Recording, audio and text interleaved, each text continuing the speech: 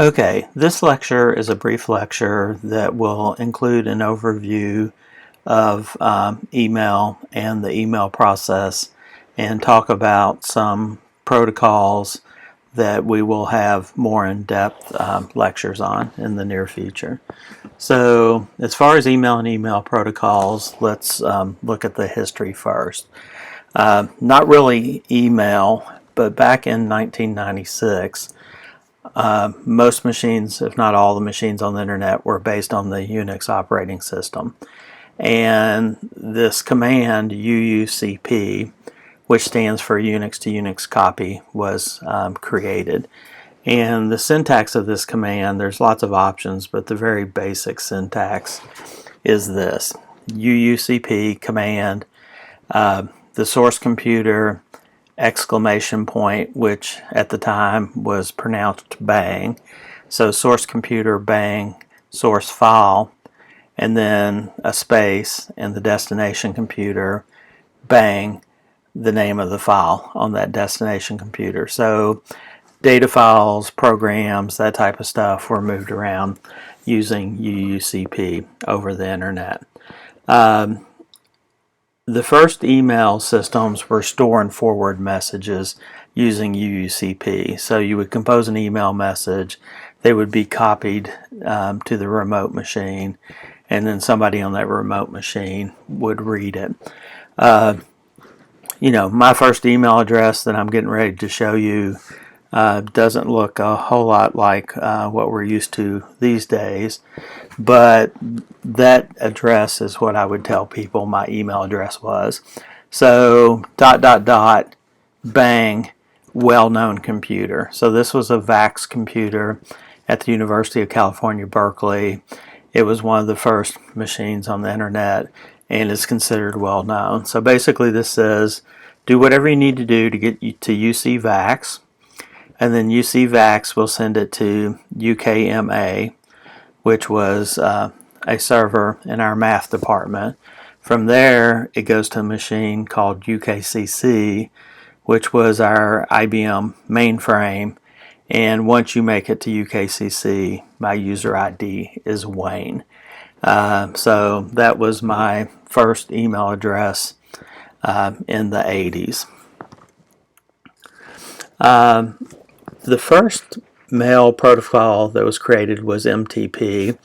It was described in RFC 772, and it was created in 1980.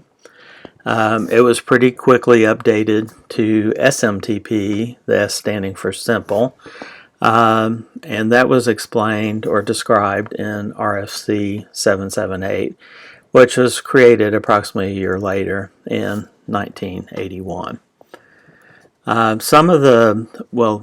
Before we talk protocols, let's talk about the process. So the email process has 5 steps. You compose an email. You submit that email.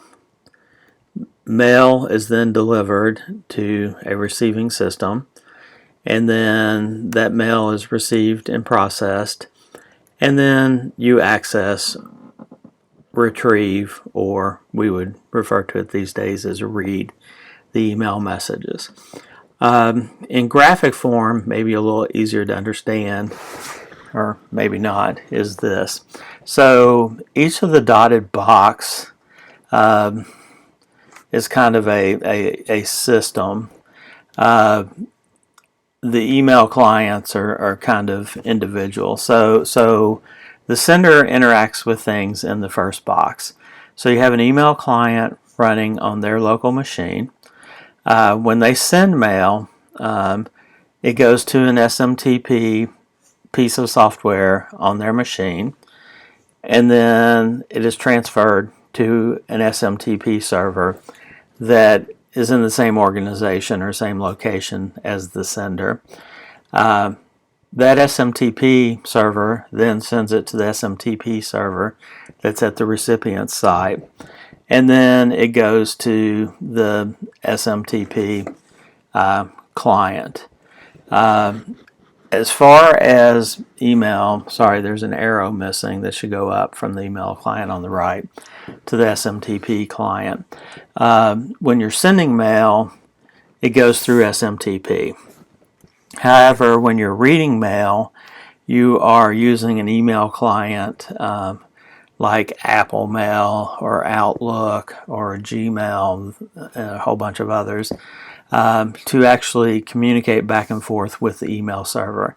So the send process typically goes along the path at the top, and then your email client interacts directly with the email server for reading email. Okay, now the protocols. There are several protocols. They'll probably each have individual short lectures coming up. But when you're composing email, if that email is going to have images or rich text or something like that, you might use MIME. MIME stands for Multipurpose Internet Email Extensions. So it's a set of extensions so that you can send things that are binary and typically would not send correctly through email, and you can do that using MIME. We talked about SMTP servers.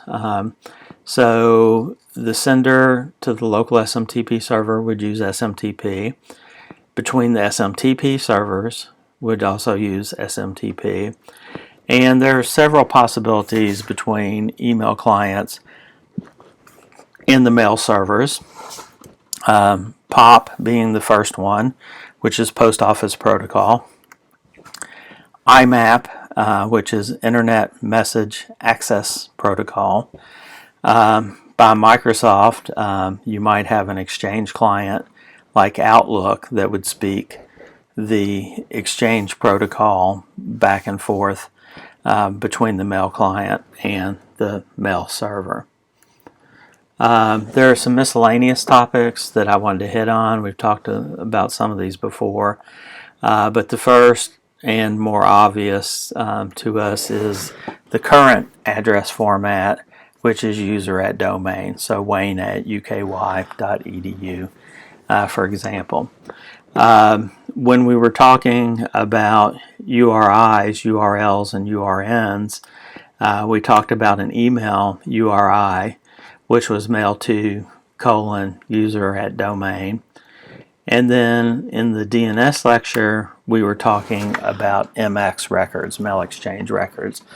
And this is a way to have a domain that is a little more generic than the machines in the domain. For example, I think I mentioned that we were one of the larger installs of Next computers in North America. Those machines were named nx01.mik.uky.edu, mx02.mik.uky.edu, etc. I created a mail domain for those machines, which was simply mik.uky.edu.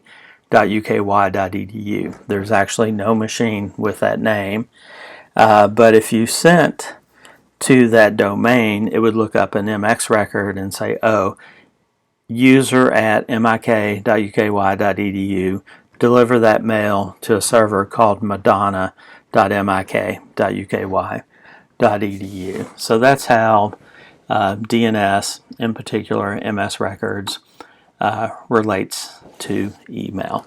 And like I said, I'll go back and delve deeper into a lot of the protocols that were mentioned in this lecture.